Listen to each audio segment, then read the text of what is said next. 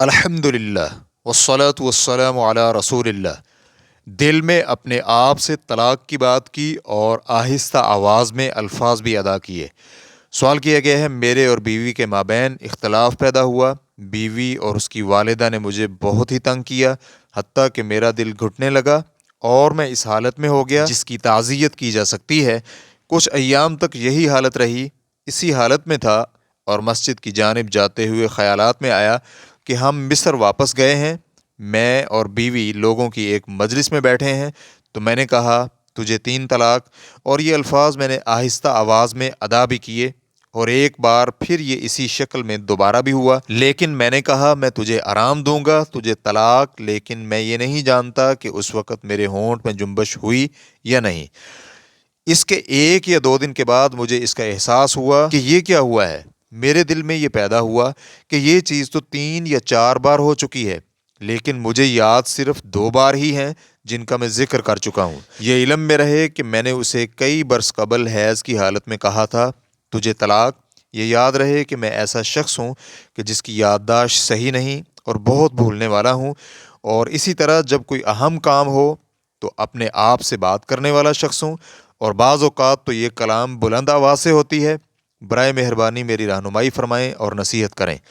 الجواب بعون اللہ سبحانہ وتعالی۔ اول، صریح طلاق کے الفاظ، مثلا آدمی کہے تجھے طلاق یا میری بیوی کو طلاق، اس میں طلاق واقع ہونے کی نیت کی شرط نہیں ہے۔ اگر وہ نیت نہ بھی کرے تو طلاق واقع ہو جائے گی، لیکن اس میں لفظ کا قصد اور اس کے معانی کی معرفت کا ہونا شرط ہے۔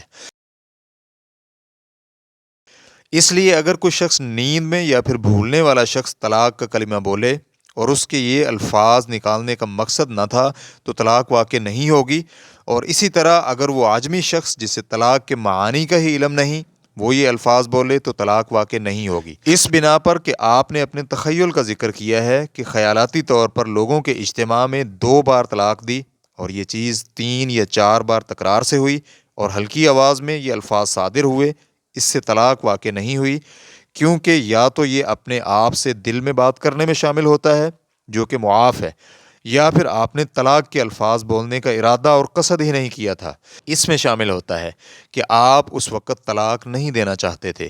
بلکہ یہ تو آپ کا تخیل تھا جو ہو سکتا ہے مستقبل میں پیدا ہو، اس سے بھی اب طلاق واقع نہیں ہوتی۔ اور خاص کر آپ نے جو یہ بیان کیا ہے کہ آپ کو یاد نہیں رہتا اور بھول جاتے ہیں، ہکا بکا رہتے ہیں، اور جب آپ کوئی کام کرنا چاہیں تو آپ اپنے دل میں بات کرتے ہیں، اور بعض اوقات تو الفاظ بھی آہستہ آواز سے آتے ہیں۔ رہا مسئلہ آپ کی بیوی کو حیض کی حالت میں طلاق دینے کا، تو اس پر علماء کا اجماع ہے کہ ایسا کرنا حرام ہے، آپ کے لیے اس سے توبہ اور استغفار کرنا واجب ہے، اور یہ عزم کریں کہ آئندہ ایسا نہیں کریں گے۔ اور اگر آپ نے کسی عالم دین سے اس کے متعلق پہلے دریافت کر لیا تھا کہ اس سے طلاق ہوتی ہے یا نہیں،